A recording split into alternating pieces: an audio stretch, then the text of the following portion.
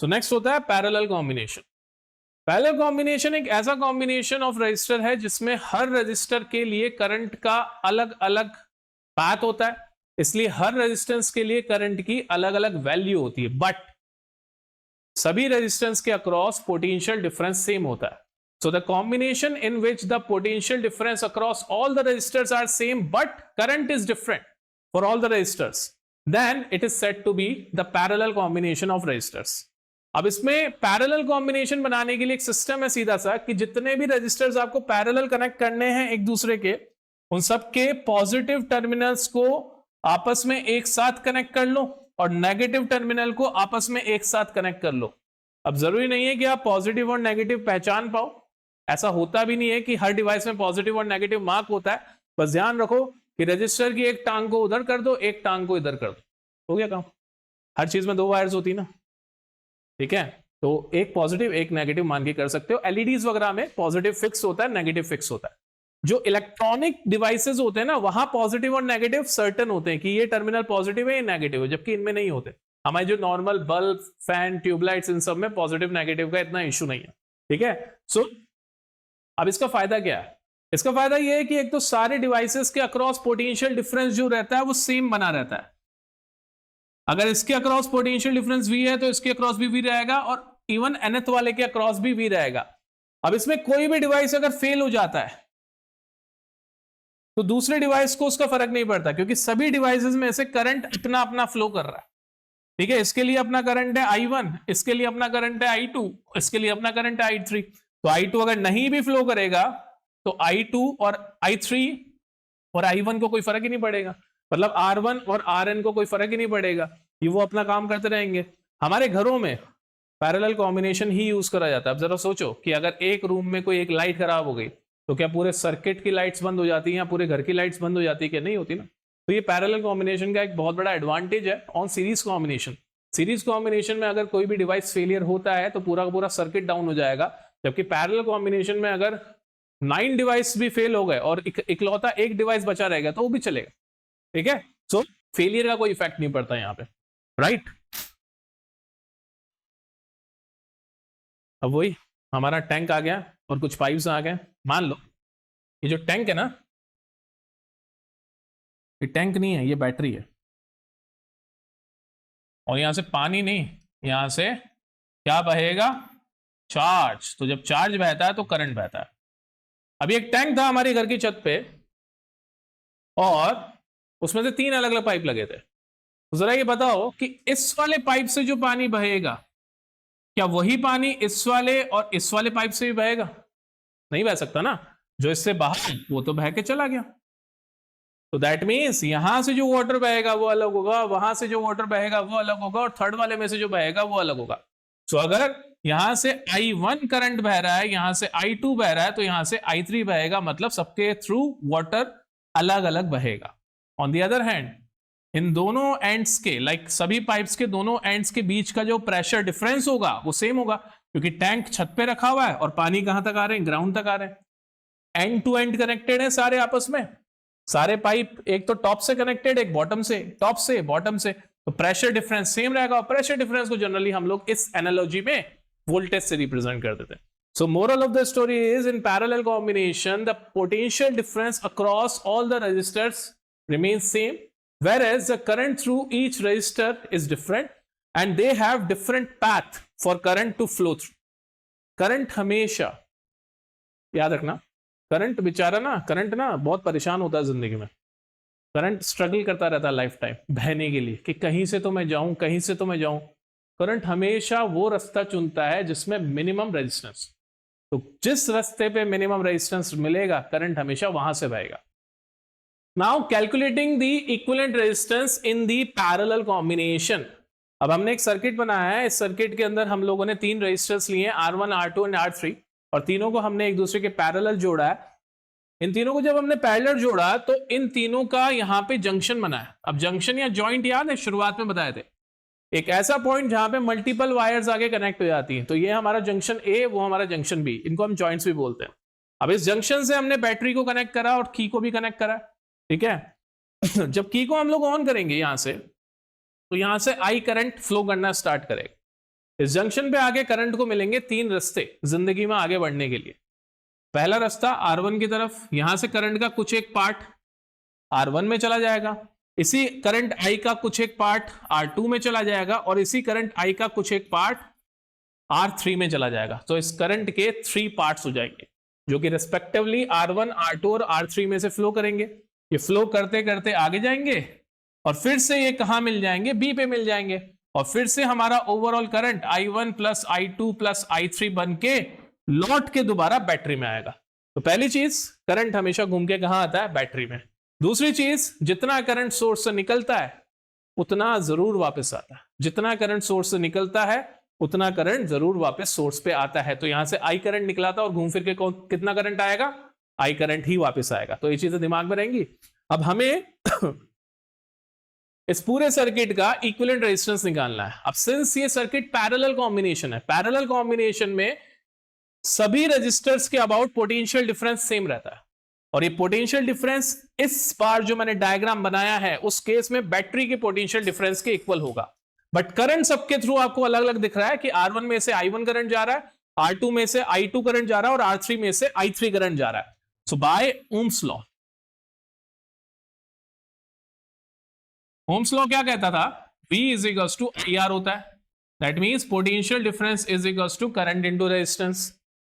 तो बताओ I is equals to क्या हो जाएगा, V अपॉन R होगा।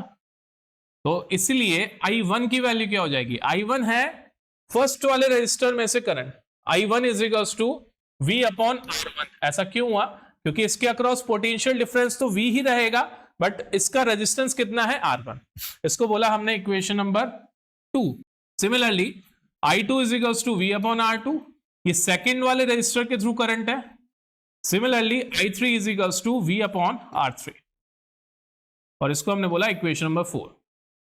अब देखो जरा ध्यान से, इस जंक्शन पे या इस पॉइंट पे आके या इस जॉइंट पे आके, जंक्शन जॉइंट पॉइंट कुछ भी बोलो, ये करंट I ही तो 3 पार्ट्स में डिवाइड हुआ, I1, I2 और I3 में।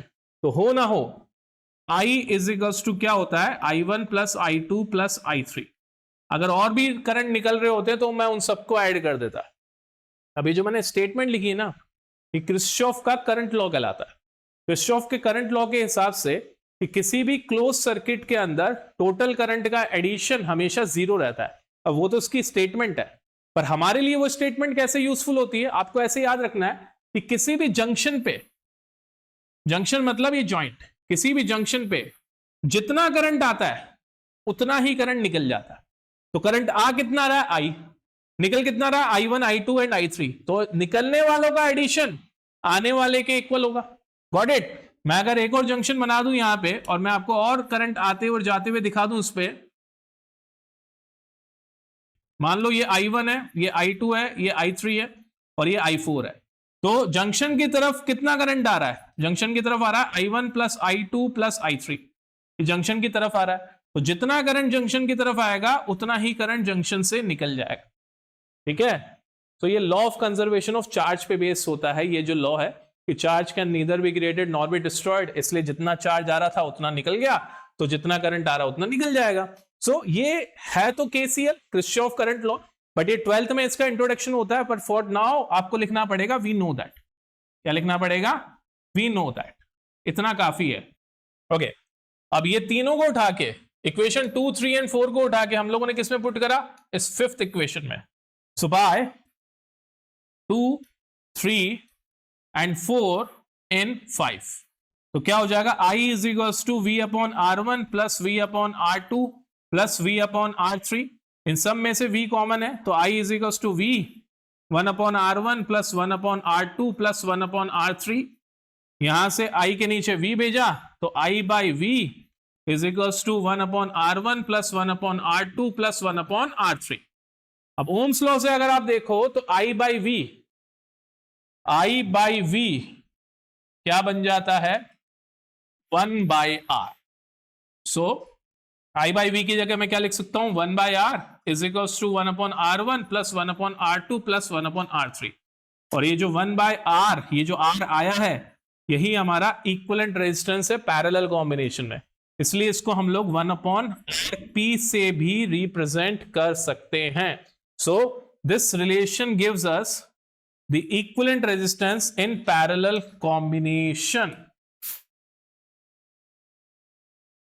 that 1 upon Rp is equals to 1 upon R1 plus 1 upon R2 plus 1 upon R3 up till 1 upon Rn.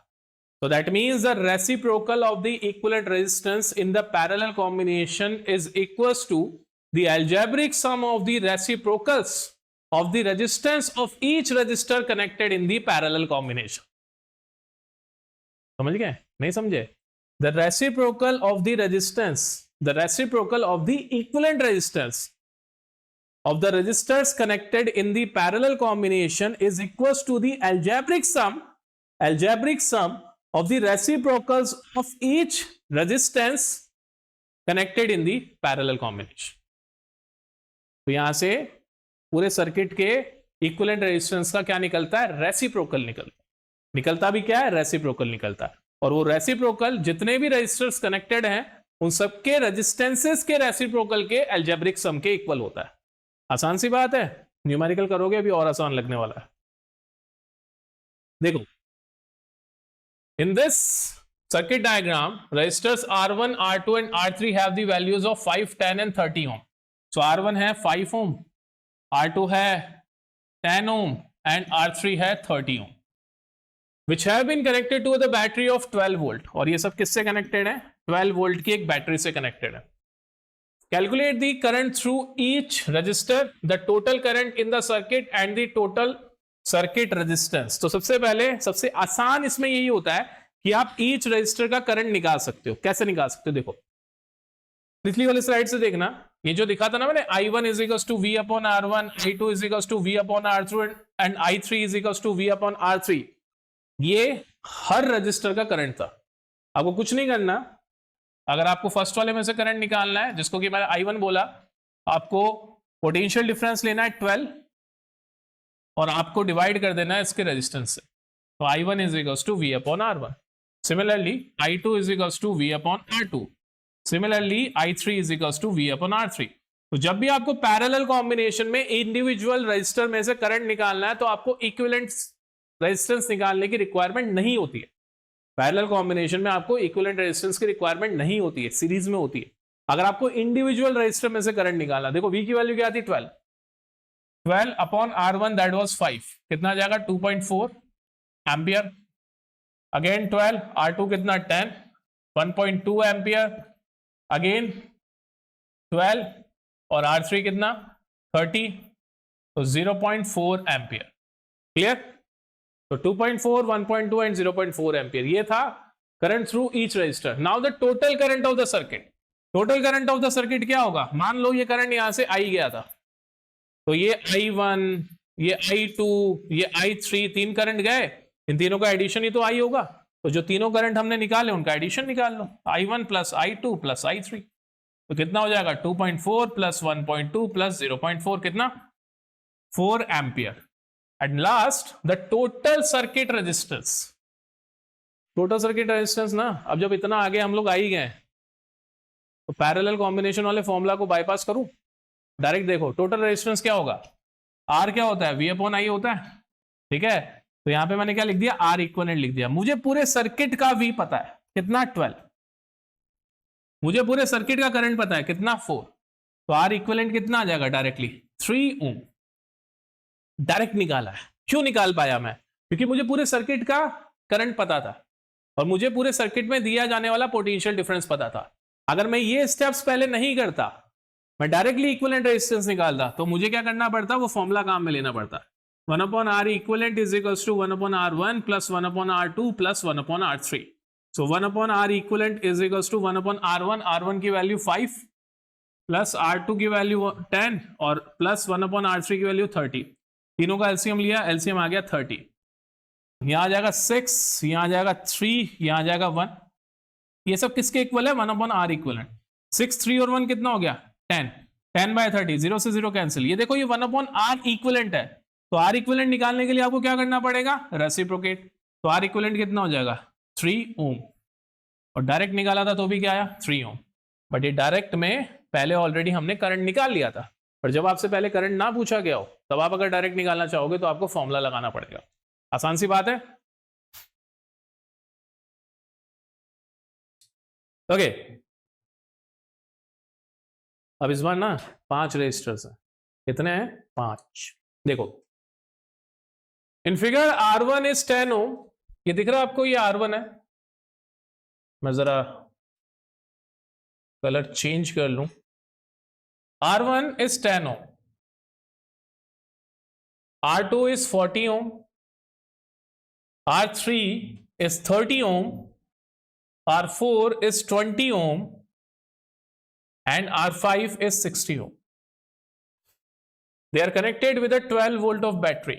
ये 12 वोल्ट की बैटरी है, ऑब्वियसली ये एमीटर है, एमीटर करंट को मेजर करता है, ये की है।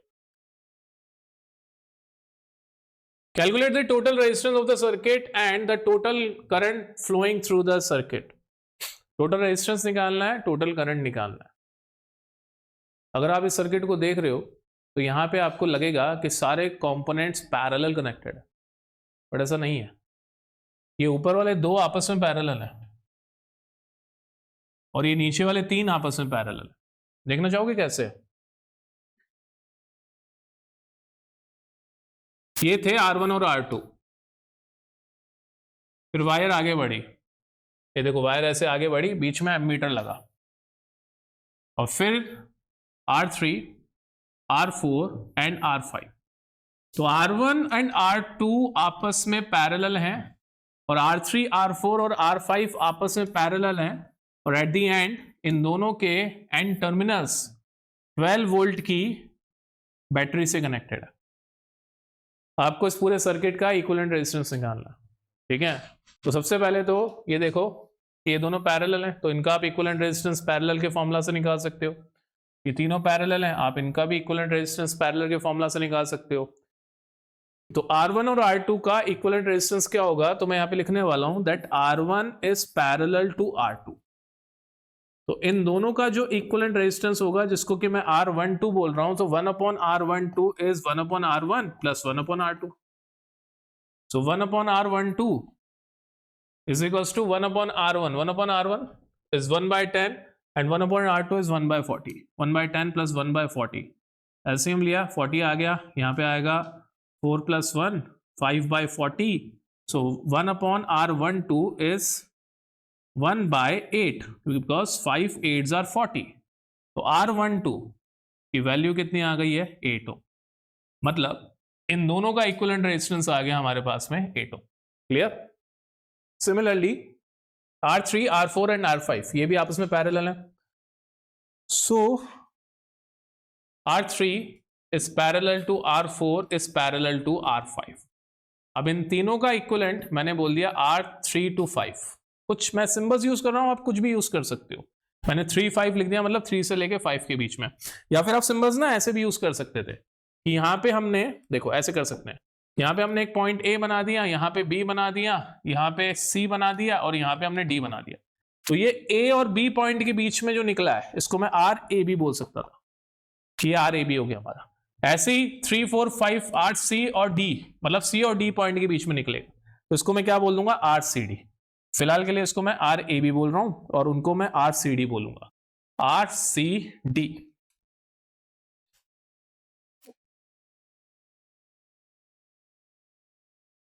ओके, सो वैल्यूज क्या क्या थी R3, R4, R5 की?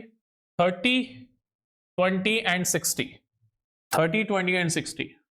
सो 1/30 प्लस 1/20 प्लस 1/60, तीनों का एलसीएम लिया, 60 आ गया। ये 2 टाइम्स, ये 3 टाइम्स, ये 1 टाइम्स। तो RCD का इनवर्स विल बिकम 6/60। कैंसिल करा 1/10, तो RCD की वैल्यू कितनी आ जाएगी? 10 ओम। एट दी एंड इसको हमें क्या करना पड़ता है? रेसिप्रोकेट करना पड़ता है। तो मोरल ऑफ द स्टोरी, अब तक हमें R1 और R2 के कॉम्बिनेशन का रेजिस्टेंस 8 ओम मिल गया है और इन तीनों के कॉम्बिनेशन का रेजिस्टेंस 10 ओम मिल गया है। अब हमारा जो इक्विवेलेंट सर्किट है ना, वो कुछ ऐसा दिखाई देगा। ये पॉइंट ए से बी के बीच में RAB, फिर बीच में एक एमीटर लगा था, फिर पॉइंट सी था, और इनके बीच में RCD, और ये सब कनेक्टेड थे किससे? एक बैटरी से और एक की से। तो आपको एट दी एंड ऐसा इक्विवेलेंट सर्किट डायग्राम बनाना पड़ेगा। अच्छा, आर ए बी की वैल्यू 8 और आर सी डी की value 10 ohm and battery was 12 volt, so 12 volt. अब आप ध्यान से देखो, ये आर ए बी और आर सी डी आपस में कैसे कनेक्टेड है, सीरीज में। तो आपको फिर से इनको सीरीज कॉम्बिनेशन से सॉल्व करना पड़ेगा। तो ओवरऑल जो आर इक्विवेलेंट आएगा वो R A B plus R C D. अब कुछ एक चीज इसमें स्पेशल भी है जो आपने नोटिस करी है कि यहाँ पे एक एमीटर लगा हुआ है। एमीटर की खास बात होती है कि हमेशा सीरीज में लगता है और वो कोई करंट ड्रॉ नहीं करता सर्किट में से। तो अगर वो लगा भी है ना तो आप उसको इग्नोर करोगे, उसको सीरीज कॉम्बिनेशन का पार्ट नहीं बनाओगे। क्लियर? सो आर इक्विवेलेंट कितना हो जाएगा, 8 + 10 दैट इज 18 ओम। अब जो फाइनल सर्किट बना हमारा वो कुछ ऐसा है कि ओवरऑल रेजिस्टेंस सर्किट का 18 ओम है, ओवरऑल वोल्टेज जो इसको गिवन है वो है 12 वोल्ट। ठीक है, सो आई का फॉर्मूला क्या होगा, I is equals to V upon R. R की जगह क्या लिख दूंगा, R equivalent. So I is equals to V is 12, R is 18, cancel करा 6 से, 2/3 दैट मीन्स 0.67 एम्पियर या 0.666666 एम्पियर। तो ये था इस पूरे सर्किट में से फ्लो होने वाला करंट, नेट करंट। इस पूरे सर्किट का इक्विवेलेंट रेजिस्टेंस 18 ओम और पूरे सर्किट का नेट करंट 0.67 एम्पियर। और भी कुछ निकालना था क्या, the total resistance of the circuit and the total current flowing through the circuit. आसान सी बात है। तो आपको ध्यान रखना पड़ेगा कि सर्किट का कौन सा पार्ट सीरीज में है, कौन सा पार्ट पैरेलल है। कोशिश करके पहले आप एक पार्ट को सॉल्व करेंगे अलग से इंडिविजुअली, जैसे मैंने इस पार्ट को अलग से सॉल्व करा था इंडिविजुअली, फिर आप दूसरे पार्ट को अलग से सॉल्व करेंगे, फिर से एक नया डायग्राम बनाएंगे। डायग्राम हमेशा बना के चलना है। डायग्राम बनाएंगे तभी आपको समझ में आएगा कि आगे क्या होने वाला है, क्या आगे के कंपोनेंट सीरीज में कनेक्टेड हैं कि पैरेलल कनेक्टेड है। तो आपको दिखाई देगा कि हाँ आगे सीरीज है, देन फिर उसको भी सॉल्व करना। सो ऐसे स्टेप बाय स्टेप सॉल्व होता है, कभी भी दिमाग में मत करना है। बड़े क्वेश्चंस कभी भी दिमाग में मत करना, गलत कर लोगे। हमेशा डायग्राम बना बना के सॉल्व करना, आसान सी बात है। Alright, now summary of parallel combination. देखो, दो या दो से ज्यादा रेजिस्टर्स पैरेलल कॉम्बिनेशन में तब कहलाते हैं जब उन सबके अक्रॉस पोटेंशियल डिफरेंस क्या हो, इक्वल। पैरेलल कॉम्बिनेशन में क्या सेम रहता है, potential difference.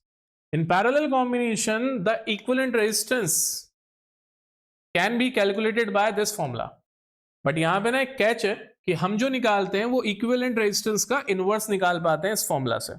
That inverse of the total resistance in parallel combination is calculated by the algebraic sum of the inverse of each resistor connected in parallel combination. On the other hand, एक trick भी है यहां पे जो काम की है।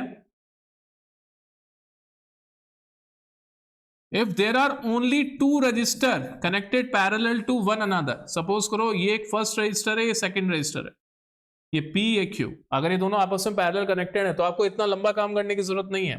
चलो पहले मैं ये लंबा काम करके दिखा देता हूं। इनका इक्विवेलेंट रेजिस्टेंस आएगा 1/P + 1/Q। इक्विवेलेंट रेजिस्टेंस का इनवर्स आएगा। सॉल्व करोगे तो सॉल्व करने पे आपको क्या मिलेगा, यहाँ पे 1/R = P + Q/PQ। तो R = क्या हो जाएगा, PQ/P + Q। सो ये थी ट्रिक। जब दो रजिस्टर्स ही दे रखे हो एक दूसरे के पैरेलल तो आपको उनका इक्विवेलेंट निकालने के लिए पूरा प्रोसीजर करने की जरूरत नहीं है, आप डायरेक्टली ये फॉर्मूला लगा सकते हो। That the equivalent of two resistance is given by the product of those two resistance upon the addition of those two resistance. आसान सी बात है। जनरली क्वेश्चन के अंदर आपको दो दो पैरेलल मिलेंगे, जहां पे वहां पे आप ये डायरेक्टली यूज कर सकते हो। नेक्स्ट, पैरेलल कॉम्बिनेशन में जो इक्विवेलेंट रेजिस्टेंस बनता है उसकी वैल्यू सर्किट में कनेक्टेड सबसे छोटे रजिस्टर से भी कम आती है। सो अब दोनों चीजों को कंबाइन करो, सीरीज और पैरेलल को।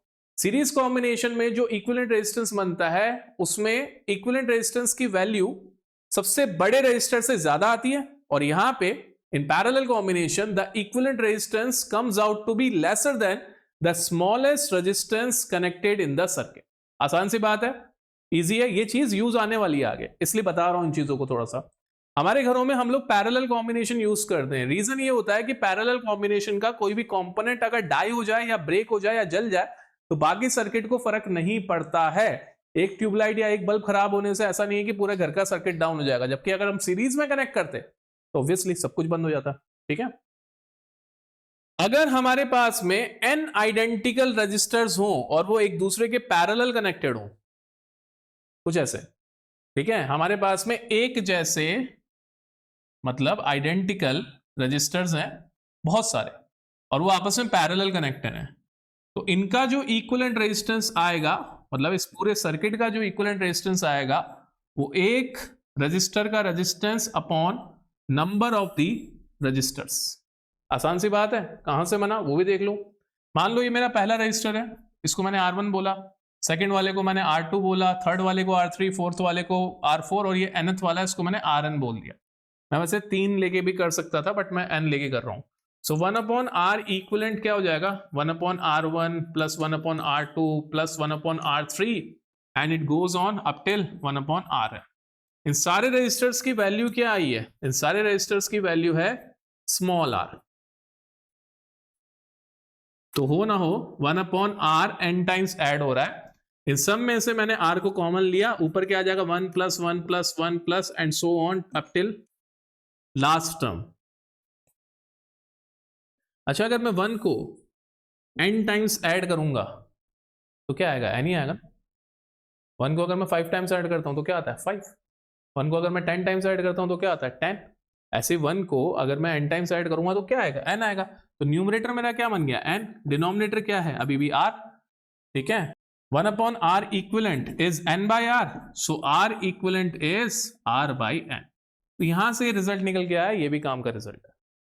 आसान सी बात है।